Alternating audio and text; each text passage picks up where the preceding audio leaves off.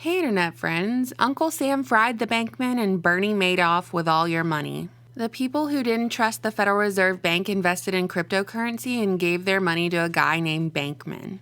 Who is writing these scripts? The same people who wrote Game of Thrones Season 8? Because they're truly awful. This is going to be a little watch party video of all the things and updates I didn't get to say this week because, when I'm on a story, I hyperfixate until I never think another thought about it again. Yes, we're still on the FTX fallout, and yes, that is my toddler in the background destroying things. Let me know if you like these kinds of wrap-up watch party videos. I could do them every now and again if you're into it. This whole week I've been reading about Sam Bankman-Fried's early life, and no, not that Wikipedia early life. But something that stuck out to me was this whole write-up about his stint in summer math camp where he met his future co-CEO and co-founders of FTX. This really reminded me of a video I did about how major players of Silicon Valley like Zuckerberg and Sergey Brin and celebrities like Lady Gaga all went to a camp for gifted children, which basically just ended up being a recruitment for government agents.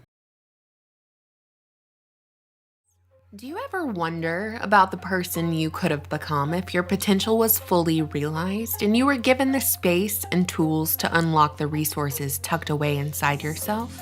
After all, if a touch of brilliance lies curled up inside of everyone, what purpose does it serve if it's only dimly perceived? Throughout our lives, we're told we will be defined by what we did. But what if we're really defined by what we didn't do? Meanwhile, the world watches on as seemingly organic individuals meet their fullest potential, forever leaving an impact on society, propelling us into the black box of a new world order.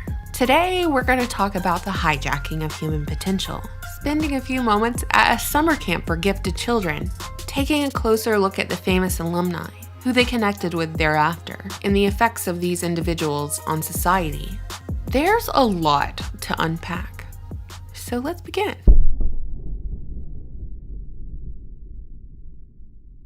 America's first research university that would go on to serve as the basis for modern medical education began at an end. The end of Johns Hopkins' life. Johns Hopkins was a Quaker man turned successful businessman and investor who left the equivalent of $150 million in today's money to establish a hospital, orphanage, and university in his name. Johns Hopkins donated a fortune with a specific vision to create better healthcare through education. And so, Johns Hopkins University opened in 1876 in downtown Baltimore. And I know it might seem strange, but we can't really talk about Johns Hopkins University without talking about Yale, an academic powerhouse 267 miles away from Johns Hopkins, where leaders of the brave new world have been molded and sculpted for centuries. From Samuel Morse and Noah Webster to Alan Dershowitz, Hillary and Bill Clinton, Meryl Streep and Anderson Cooper, a mere selection of the finest trained by Yale. But within the tombs of Yale, there exist several premier societies, once cloaked in a fog of secrecy. These societies are skilled at identifying unique individuals amongst the crowd. Famous members of Yale's notorious secret society, Skull and Bones, include America's most powerful families, the Rockefellers, Vanderbilts, and the Fords, as well as American presidents William Howard Taft, George Bush, and George W. Bush. To state the obvious here, the nature of secret societies is that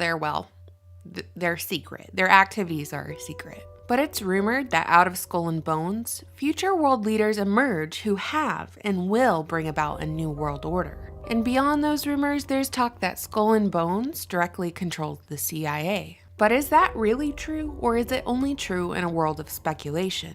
What's the point of secret societies if they never exercise their power? All of this information comes into play when we acknowledge that out of Yale, there were 4 men who would play a pivotal role in shaping not only Johns Hopkins University, but the future of medicine and neurosurgery in America. Of those 4 men, there were 3 who belonged to the premier secret societies at Yale, 2 of them being Bonesmen. And that brings us back to Johns Hopkins University, which is most known for innovations in medical research, pioneering the field of genetic engineering, opening the first American school of public health, and making Johns Hopkins Hospital a top medical institution worldwide. But that's not all they're known for. Beginning in 1979, Johns Hopkins University offered a program that was set on identifying academically gifted 7th graders, providing students with accelerated classes and coursework on the weekends and throughout the summer.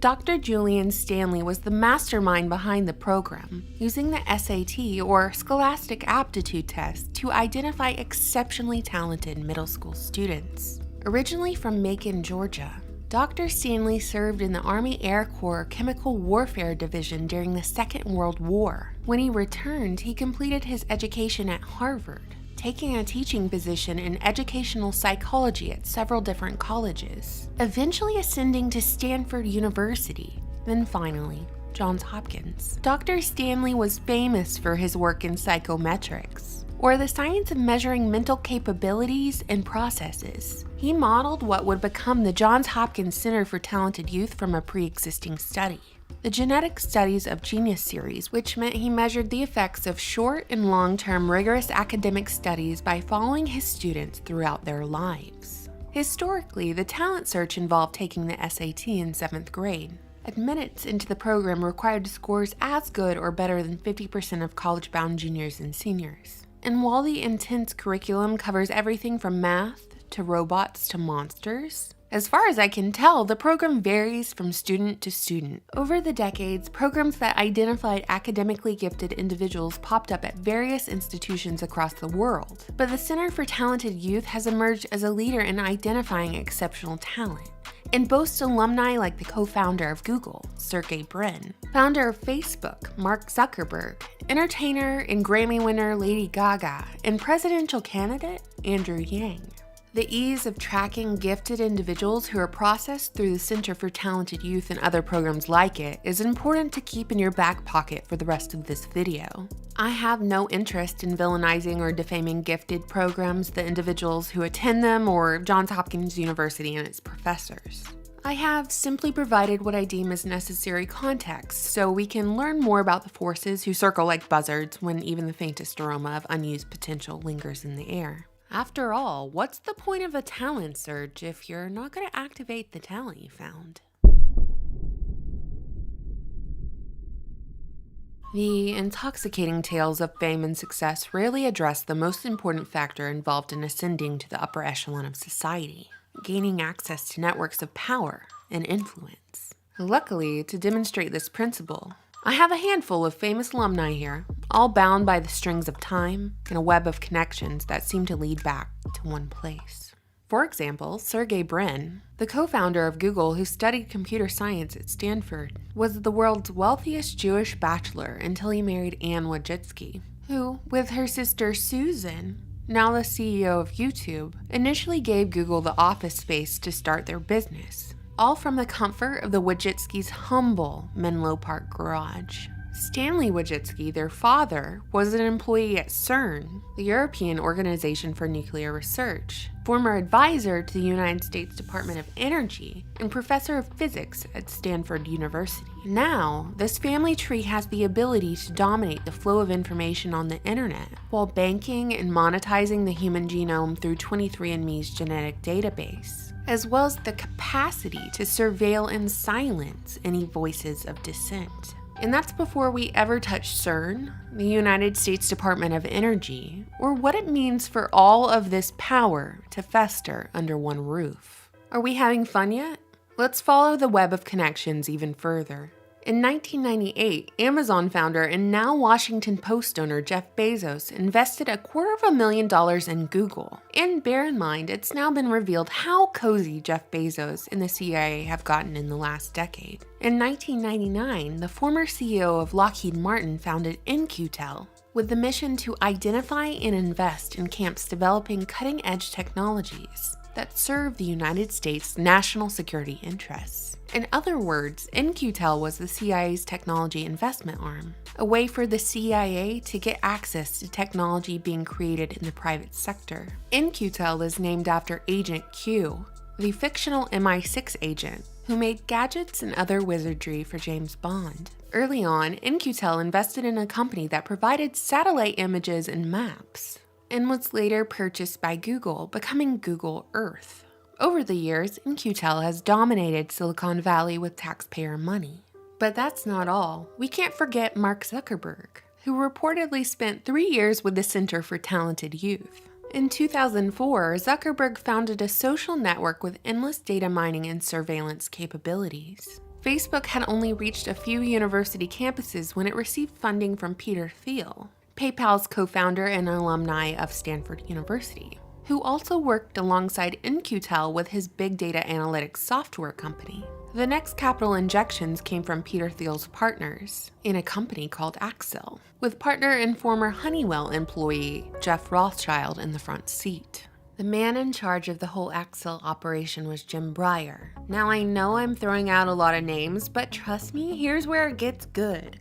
Big Papa Jim Breyer hails from New Haven, Connecticut, and according to his biography, he's the son of Jewish-Hungarian parents. His father was an executive at the International Data Group, while his mother was an executive at Honeywell, a company where the previously mentioned Jeff Rothschild was an engineer. Honeywell not only makes consumer and smart home products, but they are also in the consortium that assembles all of the nuclear bombs in the United States arsenal. Jim Breyer is yet another Stanford alumni in this video, and since investing in Facebook, he's been pretty busy. He is a member on the Council of Foreign Relations, Legendary Entertainment, Circle Financial, and 21st Century Fox. He's previously served on the board of Walmart, Marvel Entertainment, the Walt Disney Company, and Dell Incorporated. Furthermore, Jim Breyer is a founding member of the Stanford Institute for Human-Assisted Artificial Intelligence, which launched this year. But wait, I'm not finished. In-Q-Tel's first CEO, Gelman Louie, who also served on the board of the National Venture Capital Association, served on the board with Jim Breyer. But their connections don't end there. Before Louie was the CEO of In-Q-Tel, Jim Breyer had invested in his company, Microprose, a video game publisher and developer. Recently, Louie was presented with the Director's Award by the director of the Central Intelligence Agency. If we take a step back, it's quite a small but impressive web of connections from academia to Silicon Valley to Hollywood, all the way to Washington, D.C.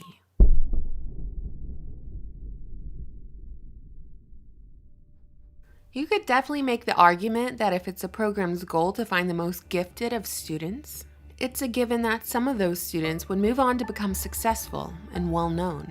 But isn't it so fascinating that the famous individuals from the Center for Talented Youth happen to be some of the most influential people in the entire world? People who control the lion's share of information and influence popular culture on the daily. Not only that, but these individuals, who are no doubt clever all on their own, function an awful lot like government assets. Think about it, they use their platforms to shut down public dissent, collect personal data, condition the public to constant government surveillance, eliminating the expectation of privacy altogether. One moment, our pop stars are wearing meat dresses, and the next moment they're interviewing outlets for alleged government whistleblowers like WikiLeaks' Julian Assange. And heck, they even run for president of the United States. Sergey Brin didn't have the first or the best search engine. Mark Zuckerberg did not have the first or the best social media platform. Lady Gaga wasn't the first Madonna, nor will she be the last. And Andrew Yang, well, full disclosure, I've purposely avoided politics in this video, but what all these people have in common is that they all paid the price of admission. And while I'm airing out everyone's dirty laundry, let me be 100% transparent with everyone watching. If I researched all these connections and concluded, even for a fraction of a second, that the aforementioned individuals and government agencies were operating in the sole interest of United States national security for the benefit of the average citizen, then I would not have made this video. Not a chance. From Sergey Brin to Mark Zuckerberg, the Wojcicki family, and the Breyers, one thing unites these folks, and here's a hint. It's not their patriotism for the United States. The practice of selecting the best of the best, grooming them, and then tapping them to play their role on the world stage is a long-established practice, an echo of something very old. Not exclusive to Yale's Skull and Bones or headhunters who prey on harmless academic programs for talented youth. But it would seem that now, in the age of endless information, the methods of deception are equally as endless. Like little landmines for us to stumble over, should we keep the wool pulled down over our eyes. For me, the rise of FTX and Sam Bankman-Fried has a lot of the same markers of Sergey Brin or Mark Zuckerberg's overnight success. The next clip I'm going to play for you is how after World War II, alphabet agencies were formed and used against the American people to further the goals of not only the United States government, but of the global government, which I think is an essential bit of information as we move on to discuss things like Sam Bankman-Fried as a patsy or a fall guy, CBDCs or the adoption of the digital dollar, and more regulations on privatized crypto exchanges.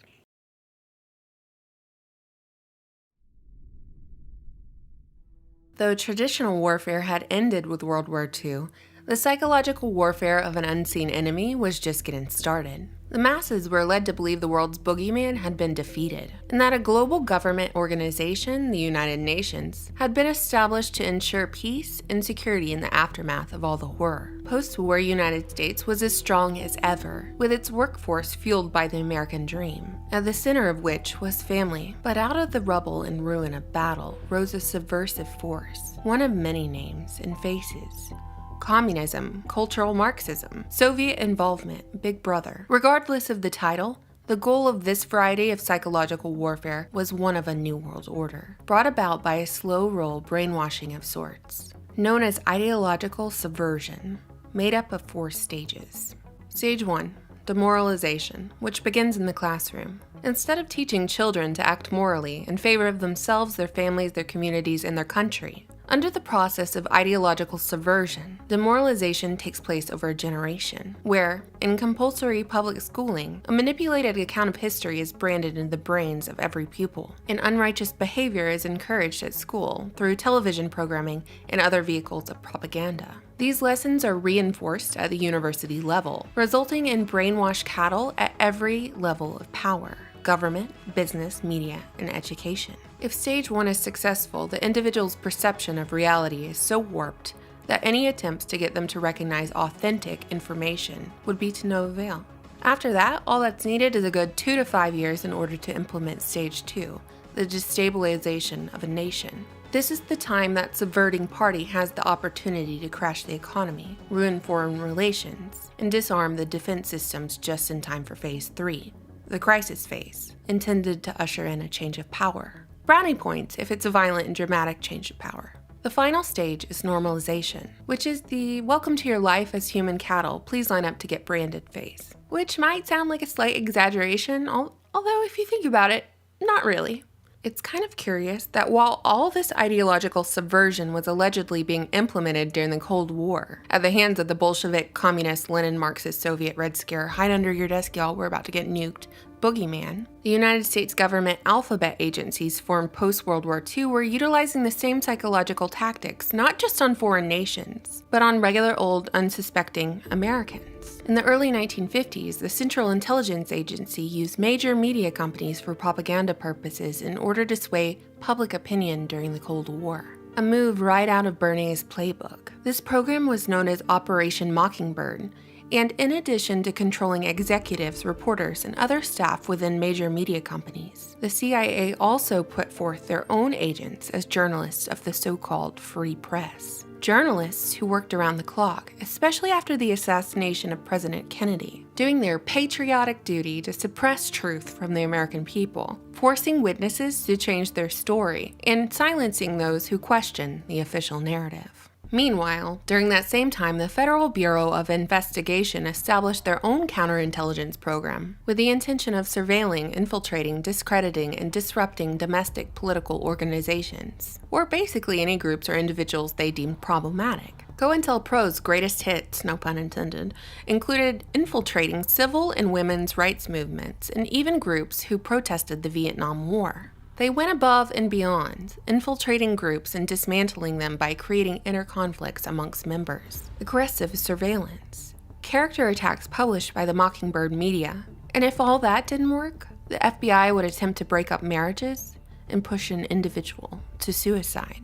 Both the FBI's COINTELPRO and the CIA's Operation Mockingbird were reportedly terminated in the 1970s, but the manipulation of the masses certainly didn't end with these programs.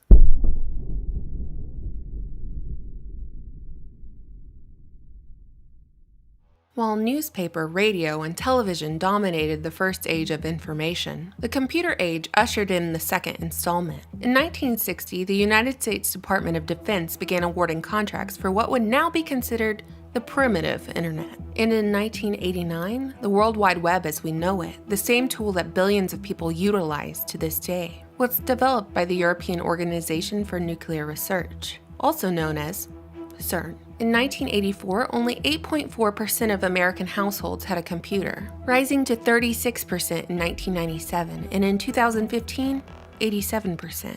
In 2018, 95% of Americans reported owning a cell phone, and of that 95%, 77% reported owning a smartphone, meaning that the vast majority of Americans have a plethora of information at their fingertips at any given moment. In a few clicks, they can educate themselves on any topic imaginable, connect to individuals thousands of miles away, and learn about events before the news even has a chance to report on them. So much information and so little regulation. That's what Harvard law professor and President Obama's administrator of the White House Office of Information was probably thinking nearly a decade ago when he started publishing his tactics to control the flow of information online. In an academic paper he wrote in 2008, Cass Sunstein managed to marry elements of Edward Bernays' manipulation of the masses with a touch of Operation Mockingbird and a dash of COINTELPRO tactics in order to counter information online that he suggested was a threat to the United States government. Sunstein defined conspiracy theories as an effort to explain some event or practice by references to the machinations of powerful people who attempt to conceal the role, at least until their aims are accomplished. While Sunstein admitted that some conspiracy theories are true, making them just conspiracies, like Project MKUltra, Watergate, Operation Northwoods, and the Bush administration illegally spying on U.S. citizens after 9/11, he still advocated his policy for silencing conspiracy theorists, saying that governments should engage in the cognitive infiltration of the groups that produce conspiracy theories. And rather ironically, Sunstein recommended that government officials should utilize conspiratorial means to accomplish this, taking on false identities or even anonymity in online social networks, chat rooms, and in person to undermine individuals and groups who investigate, discuss, and propagate theories.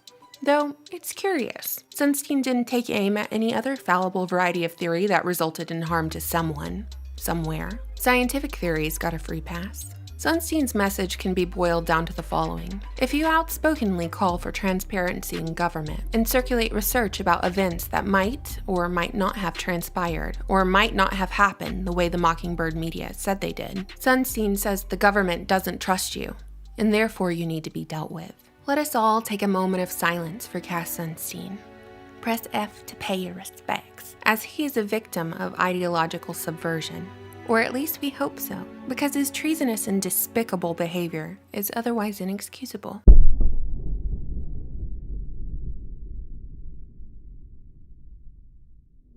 While I'd like to tell you that Sunstein's efforts and the efforts of those before him to control the flow of information online have been unsuccessful, it only takes a quick glance at the present to recognize their fruit. Dissenting voices are silenced every day online for expressing even the most lukewarm, controversial opinion, whilst appointed arbiters of truth are pushed into the public eye under the guise of being independent or alternative media. Today, only 6 companies control 90% of the American media outlets, and one company has the monopoly on the main gateway to the treasure trove of information the World Wide Web has to offer. That company is Google, owned by Alphabet Inc. The lines between corporations and governments aren't just blurred anymore. They barely exist at all. And just when people start to take notice that something isn't quite right, another distraction gets ruled out. Probably some breaking news headline on a polarizing issue into which well-meaning people throw their energy. Social media then becomes weaponized, dividing people into virtual armies that endlessly attack each other. White versus black, men versus women, Muslims versus Christians, gay versus straight, Antifa versus the alt-right. It's also draining, so why don't you just sit back, relax, and watch a little Netflix? A company founded by none other than the grandnephew of Edward Bernays. By the way, Sam Bankman-Fried has been spotted at a grocery store in the Bahamas this week. Not a care in the world. Why do you think that is? A central bank digital currency, or CBDC, is the digital form of a country's fiat currency. New York's Federal Reserve Bank has announced its launch of the 12-week CBDC pilot program. So they'll be partnering with banking giants and issuing tokens and settling transactions through simulated central bank reserves as part of the pilot, which means they already have the solution ready and waiting for when a total fiasco with private crypto exchanges happened and customers lost billions of dollars. Problem, reaction, solution. We're developing, through technology, an ability for consumers to measure their own carbon footprint. What does that mean? Where are they traveling? How are they traveling? What are they eating? What are they consuming on the platform? So, individual carbon footprint tracker. Stay tuned. We don't have it operational yet, but this is something that we're working on. Where do we stand? We central bankers, we have been operating as a monetary anchor in relation to the commercial banks and the private money. If we are not in that game, if we are not involved in experimenting, in innovating in terms of digital central bank money, we risk losing the role of anchor that we have played for many, many decades. And we have historical examples of period where the central bank monetary anchor was not there, and that precipitated crisis after crisis. That certainly was the case at the time of the free banking in the 19th century. Do we want to go back to those days? Probably not. I would say certainly not from our vantage point, as a result of which we have to respond to the demand for those digital payments in order to maintain the role of anchor that we have been playing regularly. Hey Internet friends, this is going to be a quick one. I'm going to give you a rundown on the whole FTX crypto exchange financial drama, as well as cover the rather insidious and bigger story about FTX that mainstream media won't touch. Fair warning, this is such an annoying thing to explain because there's a lot of acronyms, but the recent FTX drama boils down to this. A crypto exchange took customers' money and invested it in unknown assets. And when customers went to pull their money out of the exchange, there was no money. Crypto exchange FTX and its founder Sam Bankman-Fried, or SBF, imploded this week. To put it in perspective, FTX and its competitor Binance are the two largest exchanges in the world. Just like with Binance, with FTX, the customer can put in dollars or tokens, and you can trade these tokens. The way these exchanges make money is by charging a transaction fee when you exchange tokens. The transaction fee token that FTX uses is called FTT. It's a utility token that provides access to the FTX trading platform's features and services. And listen, I know it's funny money, but just stick with me here. Sam implemented a backdoor in the FTX bookkeeping, which let him alter his company's financial records without alerting their external auditors. That means when he transferred $10 billion of customer money to a sister company, Alameda, which he also founded, it went undetected. So early in November, CoinDesk, which is like a crypto publication, ran a report on FTX, which is headquartered in the Bahamas, and showed that basically the company was belly up. FTX had minimal liquidity because its founder had invested its customers' money in a bunch of unknown assets. Most of Alameda's assets were tied up in FTT, the funny money, so neither of Sam's companies had any liquidity. They only had fake money. Turns out the CEO of Binance decided to liquidate roughly $530 million worth of FTT around this time, which signaled FTX's customers to pull out too, and when they all did this at once, FTX saw an estimated $6 billion in withdrawals over the course of 72 hours. Which of course it couldn't fulfill because I just told you they didn't have any actual money. And hey, this is a very simplified version of events, but I believe I gave you the main highlights so we can move on to the bigger story. Back in 2019, Biden announced his presidential campaign, and just 2 weeks later, MIT graduate, early life Wikipedia tribe member, Silicon Valley's Sam Bankman-Fried, who is actually the son of Barbara Fried, who's a Stanford professor who happens to be the co-founder of Mind the Gap, a Democratic political fundraising organization based in Silicon Valley. Sam's brother, Gabe, is founder of Guarding Against Pandemics, an organization that advocates for public investments to prevent the next pandemic. And Gabe was a legislative correspondent for the U.S. House of Representatives and an advisor to large political donors in the Democratic Party. But that's not all. Aunt Linda Fried is an epidemiologist and dean at Columbia. She specializes in aging, and her husband is an expert in HIV/AIDS. They both have strong links to the World Economic Forum. You can read about them on the WEF's website. Anyway, Sam launched the FTX exchange 2 weeks after Biden announced his run for presidency. And somehow, in his late 20s, Sam became one of Biden's biggest donors. He reportedly has become the second largest donor to the Democrats right after George Soros. FTX was an overnight success and made Sam very rich. At his peak, he was reportedly worth $26 billion. And he'd even gotten celebs like Tom Brady and Giselle to promote his crypto exchange. Investment firm Sequoia Capital invested $213 million in Sam's company, only for Sam to turn around and invest $500 million in Sequoia Capital. And not only that, but FTX purchased 30% of Anthony Scaramucci's Skybridge Capital. Once Biden was in office, he appointed Gary Gensler as the SEC chair. The daughter of Gary Gensler's boss at MIT, Caroline Ellison, is now the president of FTX's sister company. That's quite a web that's being woven when the SEC, or the Securities and Exchange Commission, is supposed to be protecting investors.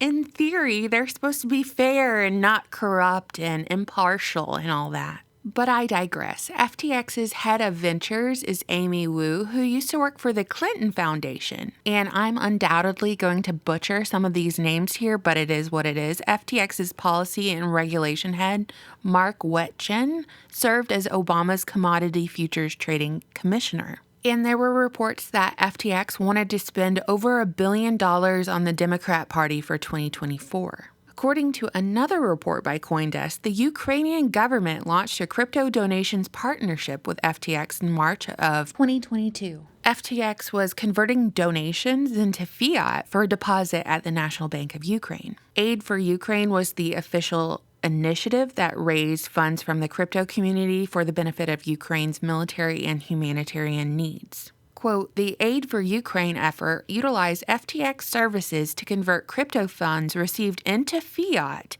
and send the donations to the National Bank of Ukraine, ultimately becoming the 5th largest charitable foundation assisting in the country's war effort. End quote. For the midterms alone, Sam gave Democrats $40 million from his now bankrupt crypto exchange.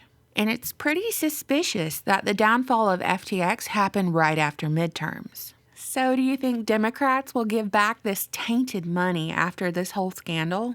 Totally a rhetorical question, but I think it should be demanded of them. It's only fair, you know? But in all seriousness, I think the Sam Bankman-Fried character was set up to fall. His whole rise was too manufactured, too quick, and now his bankrupt company sets up the perfect example for people to demand federal control of cryptocurrency and trading, for them to demand government regulation. They fried the Bankman. You get it? After I published this first FTX video, Instagram marked my post as misinformation. So let's read why. This fact check was done by a lady named Yulia Malashenko. Sorry if I butchered your name, hun. I was so curious about your last name that I looked it up, and it turns out it's Slavic for messenger of God, which is just so perfect. She said my post was misinfo because there's no evidence that U.S. aid to Ukraine was laundered through the crypto exchange FTX. The article also references the tweet by the Ukrainian spokesperson who said that the allegations were absolutely false. And to Yulina, I'm about to post my next video on Instagram here in a minute, and I'd really appreciate it if you calmed your commie tits, because everyone knows the difference between a conspiracy theory and a fact is 6 months. I did a video on fact checkers, so we're going to watch that in honor of top Ministry of Truth hun, Yulina. Hey internet friends, everyone knows my favorite website for fact-checking is Snopes. They are absolutely not biased in any way, and they're basically my outlet of truth in a world of lies. Not only do they debunk stories before they're ever formally investigated, so I have outlined talking points to help me navigate through any situation, but I'm sorry, what was that? You've heard me smack talk Snopes and all their cats in previous videos? No, that was the old me. That was who I was before I went to the re-education center. Do you think the YouTube algorithm is still listening in, or can we just get on with the show?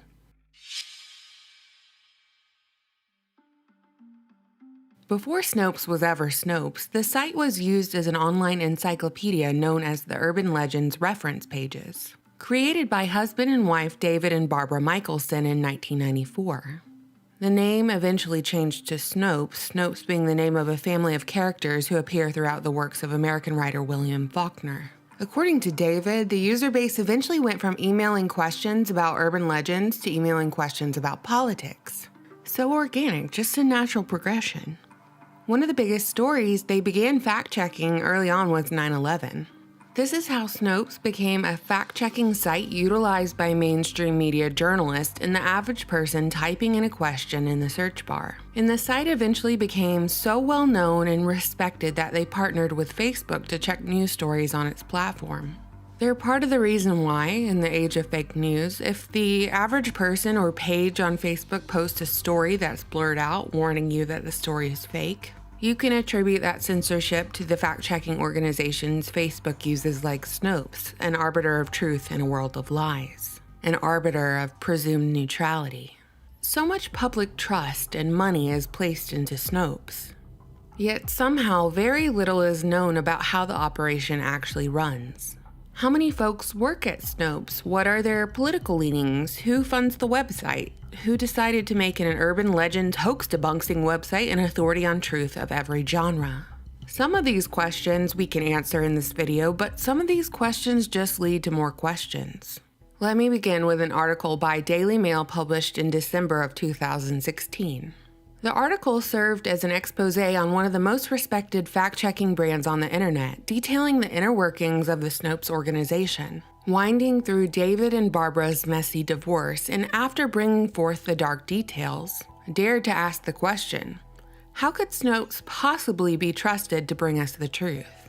Daily Mail is more of a tabloid newspaper, so one might tread lightly while absorbing any of their headlines. But in their article, they sourced their claims from a series of emails and documents from a court case. When a Forbes journalist reached out to David Michelson for comment on the Daily Mail article, he was shut down, saying there would be no further discussion because of legal reasons on matters of his divorce and how that affected business. So much for transparency, right? One of Daily Mail's claims was that at least one of Snopes' employees had ran for political office, which kind of destroys the illusion of neutrality in their fact-checking endeavors. After all, what if Snopes had hired fact-checkers from the Trump campaign or Fox News? Clearly that would imply political bias. If you have any strong political leanings, do you have any business in fact-checking? So why is Snopes hiring partisan employees? While David says the fact-checking process is highly collaborative, so much so that several folks may contribute to a single article, often only one author is listed for its fact checks, typically the person who wrote the initial draft. No mention of other individuals who collaborated. By design, this makes the audit process impossible. So once again, where is the openness? Where is the transparency in a reputable fact-checking organization that tells me what I can and can't post on social media? Everyone has bias. No person is infallible. Except for these fact-checkers, except for Snopes, who has put up a giant facade of neutrality, one that has served to micromanage public discussion, one that has served to tell us what is and isn't wrongthink.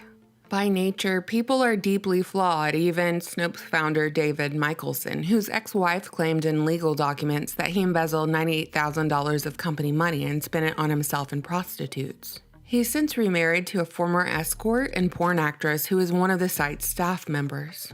David had accusations of his own to sling back at his ex-wife, and eventually she sold her 50% stake in Snopes to Proper Media, a digital media company which provides advertising services for large-scale publishers. An article from 2018 relayed that Snopes had raised more than $835,000 on a GoFundMe campaign to engage in a legal battle over the site's ownership. Snopes does disclose their sources of funding on the website, but each time they do these crowdfunding campaigns, which they do often, the PayPal contributions are never listed as part of the publication. No one knows how it works internally, including me, said Brooke Binkowski, a former Snopes employee who was fired without warning. Fast forward to 2020, Snopes currently has 16 full-time staff, and the breakdown of their funding goes like this.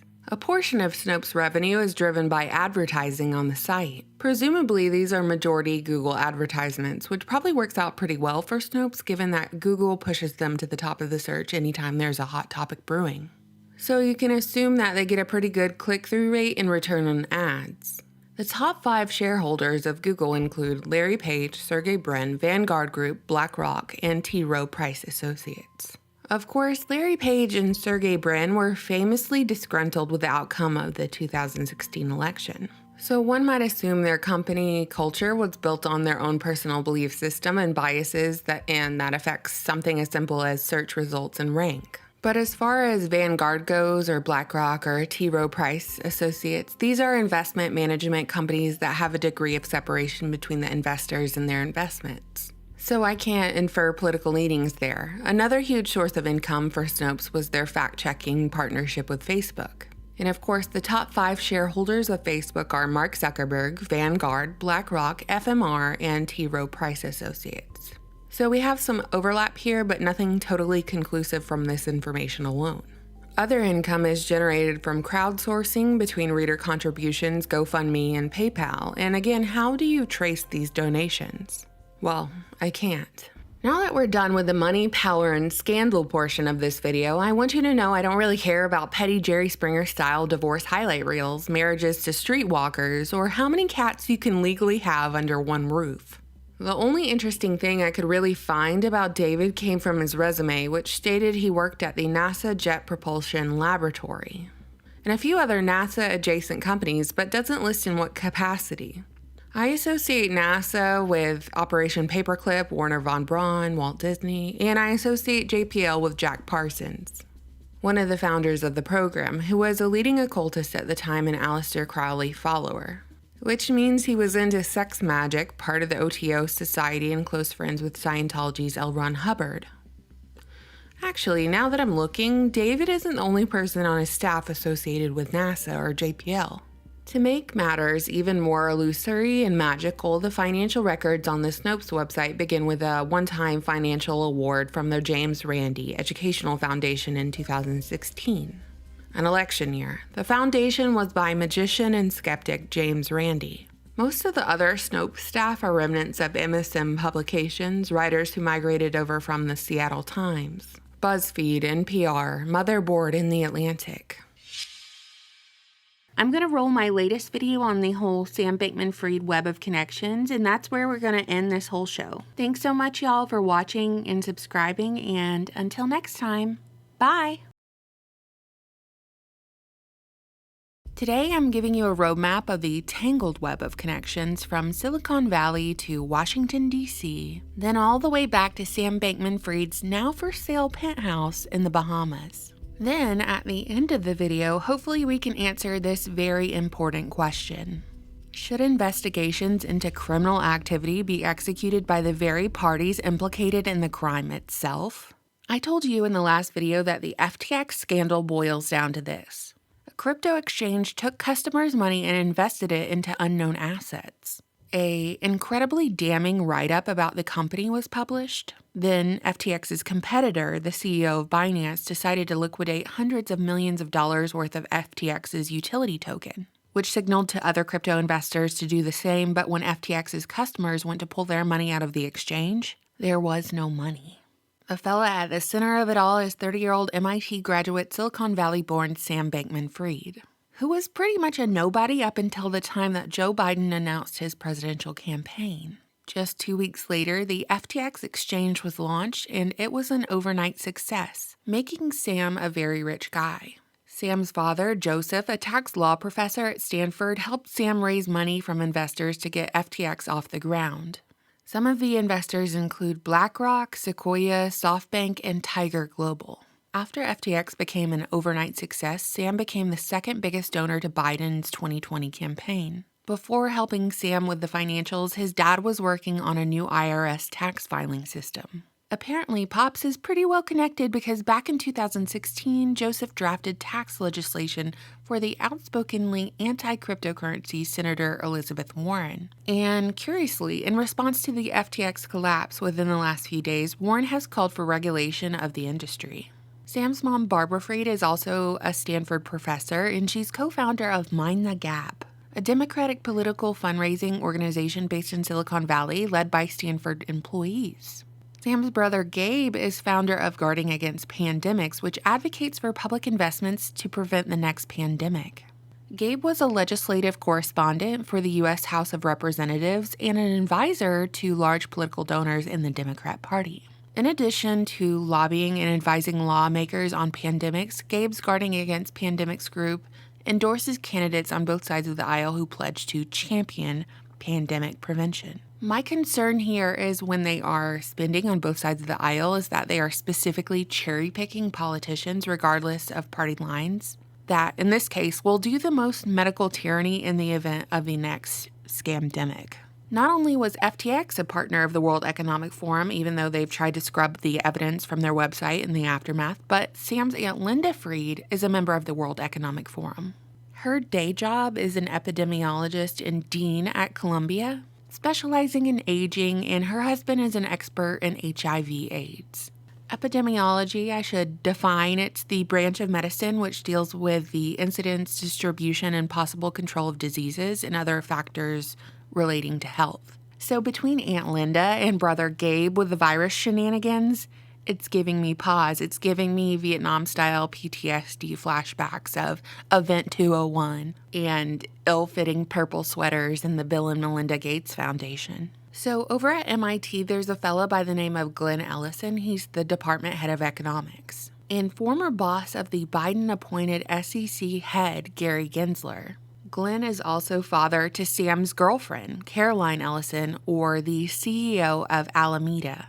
FTX's head of ventures and commercial is Amy Wu, who used to work for the Clinton Foundation. FTX's policy and regulation head, Mark Wetjen, served as Obama's commodity futures trading commissioner. And it doesn't stop there. The general counsel of FTX, Ren Miller, had served as lead counsel to Gary Gensler at the Commodities Future Trading Commission. FTX's director of engineering, Nishad Singh, recently donated $1.1 million to Becca Balance political campaign in Vermont, as well as $500,000 to the Democratic Party of Oregon. In total, it's been reported that Singh has spent around $8 million on pro-Democrat campaign contributions. And my point is, to summarize, all the high-level employees at FTX or Alameda had ties to the DNC, SEC, or Washington, D.C.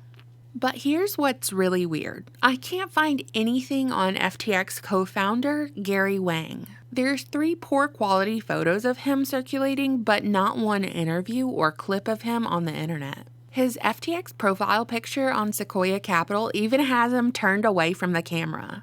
Does he even exist at all? Most of the FTX contributions were to the Democrats, except for Ryan Salame, CEO of FTX Digital Markets, and his $23 million donation to the Republican Party, which is kind of nothing compared to the bags they've dropped and plan to drop on the DNC. But at the top, there is no red or blue, there's just one team, and it tells me they were looking for both parties to comply with what they had in store. Pandemic lockdowns and mandates, perhaps, or perhaps crypto regulation. It's apparent that Democrats definitely got more out of the deal since Ukraine partnered with FTX through the WF to receive donations. So since FTX makes money off of all of those transaction fees, all of the money funneling into Ukraine, FTX got a cut of.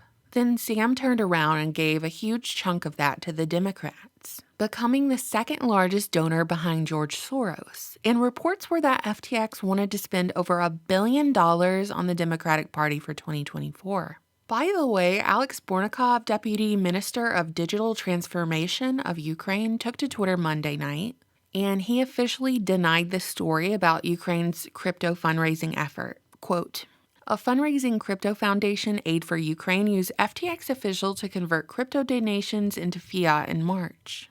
Ukraine's gov never invested any funds into FTX. The whole narrative that Ukraine allegedly invested in FTX, who donated money to Democrats, is nonsense, frankly." End quote.